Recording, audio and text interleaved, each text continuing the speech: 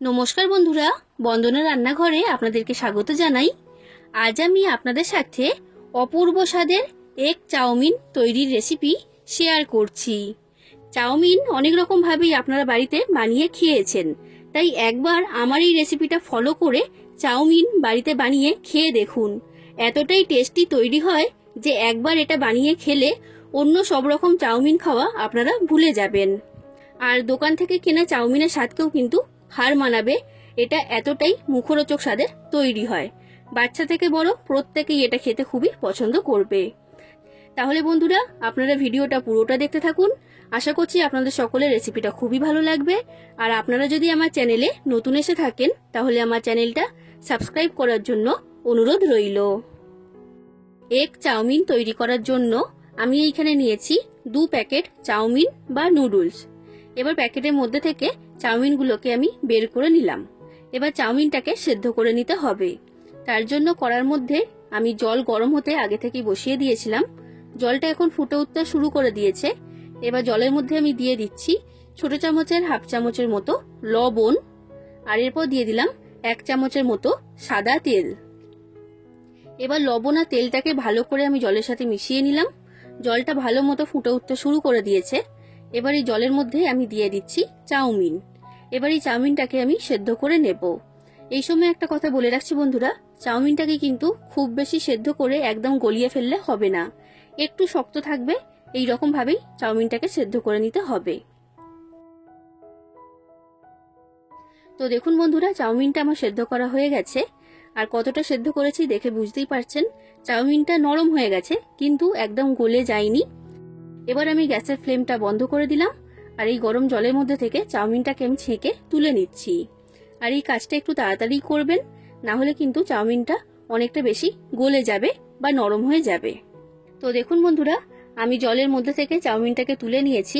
এবার এই চাউমিনটাকে একটা ঝুড়ির মধ্যে আমি রেখে দিলাম, যাতে চাউমিনের মধ্যে যে এক্সট্রা জল আছে সেটা ভালো মতো ঝরে যায়। এবার দেখুন বন্ধুরা, চাউমিনের মধ্যে থেকে আমি জলটাকে ভালো করে ঝরিয়ে নিয়েছি। আর চাউমিনটাকে একটা থালার মধ্যে আমি ঢেলে নিলাম। এবার এই চাউমিনের মধ্যে একটু সাদা তেল আমি লাগিয়ে দিচ্ছি। এইভাবে যদি তেল লাগিয়ে দেওয়া হয় তাহলে চাউমিনটা একদমই ঝরঝরে তৈরি হবে। তো দেখুন বন্ধুরা, তেলটা আমি ভালো করে চাউমিনের গায়ে লাগিয়ে দিয়েছি। এখন এটাকে আমি সরিয়ে রেখে দিলাম। এরপর আমি এখানে একটা বাটি নিয়েছি। এবার বাটির মধ্যে 2টো ডিম ভেঙে আমি নিয়ে নিলাম। আপনারা চাইলে ডিমের পরিমাণটা এখানে বাড়িয়ে নিতে পারেন, কোনো রকম অসুবিধা হবে না। এবার ডিমের মধ্যে আমি দিয়ে দিচ্ছি সামান্য পরিমাণ লবণ। এবার ডিমটাকে আমি ভালো করে ফেটিয়ে নিচ্ছি। তো দেখুন বন্ধুরা, ডিমটা আমার ফেটানো হয়ে গেছে। এবার ডিমটাকে আমি সরিয়ে রেখে দিলাম। এরপর আমি এখানে নিয়েছি কয়েকটা সবজি। তো সবার প্রথম আমি এখানে নিয়েছি একটা বড় সাইজের গাজর। গাজরটাকে এইরকম সরু সরু আর লম্বা করে আমি কেটে নিয়েছি। এরপর নিয়েছি একটা বড় সাইজের ক্যাপসিকাম। ক্যাপসিকামটাকেও এইরকম সরু আর লম্বা করে কেটে নিয়েছি। এরপর আমি এখানে নিয়েছি একটা বড় সাইজের আলু। আলুটার খোসা ছাড়িয়ে এইরকম সরু সরু আর লম্বা করে কেটে নিয়েছি।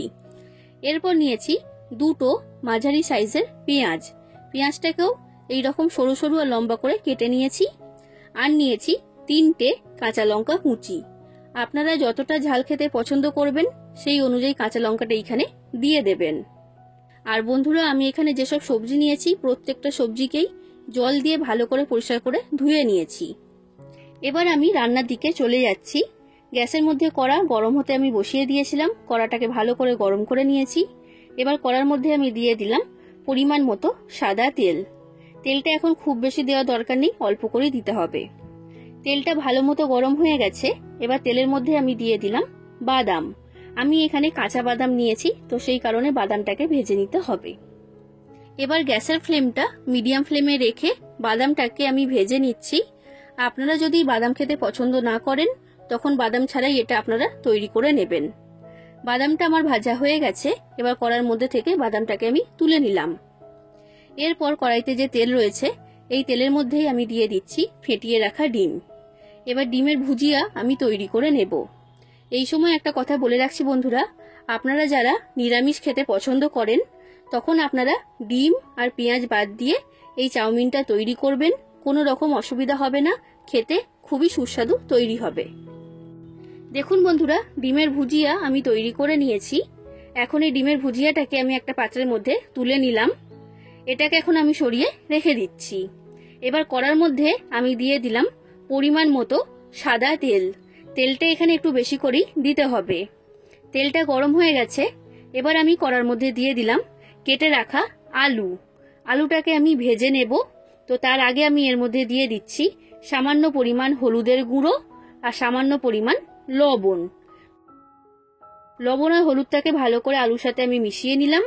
এবার গ্যাসের ফ্লেমটা লো ফ্লেমে রেখে আমি কড়াটা ঢাকা দিয়ে দিচ্ছি 2 মিনিটের জন্য। 2 মিনিট পর আমি কড়ার ঢাকনাটা খুলে নিয়েছি।